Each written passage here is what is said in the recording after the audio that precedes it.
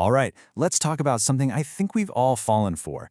You know that feeling, the one where you're convinced that if you just find the perfect app or the ultimate note-taking system, everything will just click into place. You'll finally unlock peak productivity. So you spend hours, maybe even days, tweaking and customizing your workflow. But what if that whole quest is actually a trap? So, let's be real for a second. How many times have you spent an entire afternoon setting up a new to-do list, color-coding everything perfectly, only to look up and realize you haven't actually done anything on the list? That's the heart of the problem, right? We get so obsessed with preparing to work that we never get around to the work itself. And that experience leads us straight into something called the optimization trap. It's this really seductive, modern promise that if we just try hard enough, we can engineer a life that's perfectly efficient. I mean, it's everywhere you look, isn't it? Podcasts, hustle culture, influencers. The message is always the same. Get better, go faster, optimize everything. Perfect your sleep, track your macros, automate your schedule.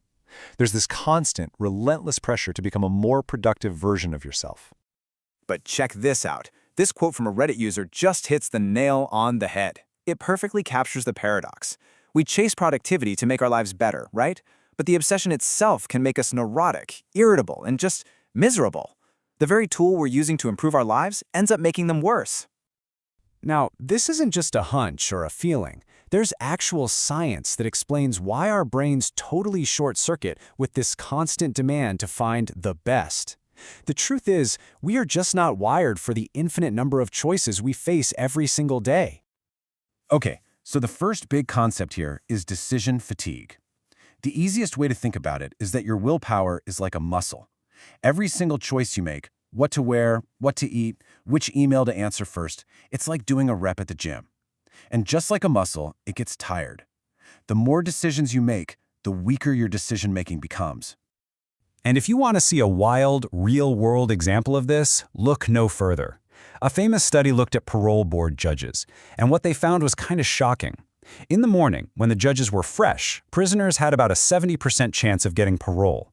But in the late afternoon, after a full day of making decisions, that number dropped to less than 10%. The judges' brains were just fried, and no became the easy default answer. It wasn't about the case, it was about the time of day.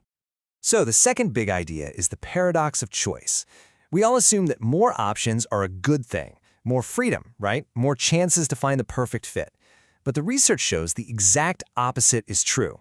When we're faced with too many choices, our brains get overwhelmed. We get anxious, we freeze up, and even if we do make a choice, we end up less satisfied with it. So what does this paradox actually look like out in the wild? Well, it can be boiled down to a pretty powerful number, 10x. And that number comes from this brilliant experiment. Researchers set up 2 jam tasting tables. One table had 24 different kinds of jam. The other had just 6. Now, the big table with 24 jams got more attention, sure. But, and this is the kicker, the people who saw only 6 options were 10 times more likely to actually buy a jar. Faced with too many choices, most people chose to do nothing at all. And this goes way beyond jam or court cases. This constant nagging pressure to find the best workflow, the best career path, it takes a serious toll on us. It slowly pushes us away from healthy productivity and right into the arms of draining, soul-crushing perfectionism. This quote, wow, it's a really powerful and stark reminder of where that road can lead. Here's someone who, by all outside metrics, had made it. They achieved the peak of success. But the pressure to be perfect, to maintain that optimized life, it just completely hollowed them out. The chase for the best almost cost them everything. You know, psychologists actually have names for these two mindsets. On one side, you've got the maximizer. This is the person who absolutely has to look at every single option to make sure they're picking the absolute best one. They're usually exhausted and second-guess everything. Then you've got the satisficer. They just figure out what they need, find something that's good enough to meet those needs, and move on with their life. And guess who is consistently happier and less stressed? And this diagram does a great job of showing the psychology behind this. The maximizer's way of thinking is a kind of obsessive passion. It's super rigid. You have to get it perfect. But harmonious passion, that's the satisficer's world. It's flexible, it's balanced, and it actually works with the rest of your life, not against it. And the outcomes are way, way better. So, the big question is, how do we escape this trap? The answer isn't to just give up or settle for less. It's about a strategic shift in how we think. It's about learning to embrace good enough. I really love this quote. It basically gives us permission to just let go.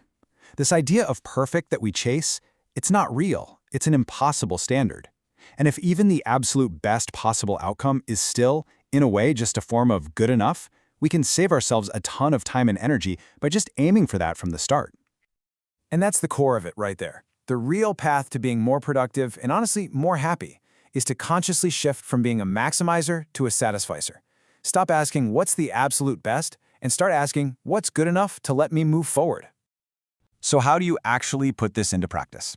It's pretty simple, a 3-step process. First, pick a small, repetitive decision you're always making, like what to have for lunch or what to wear.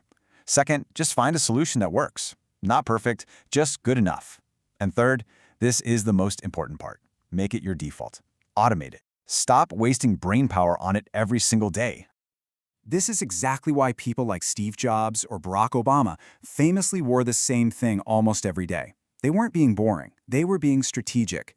They were saving their precious mental energy for decisions that actually mattered. And you can do the same thing. Make a meal plan. Set up a morning routine. Unsubscribe from all that junk mail. These aren't limitations. They're forms of freedom.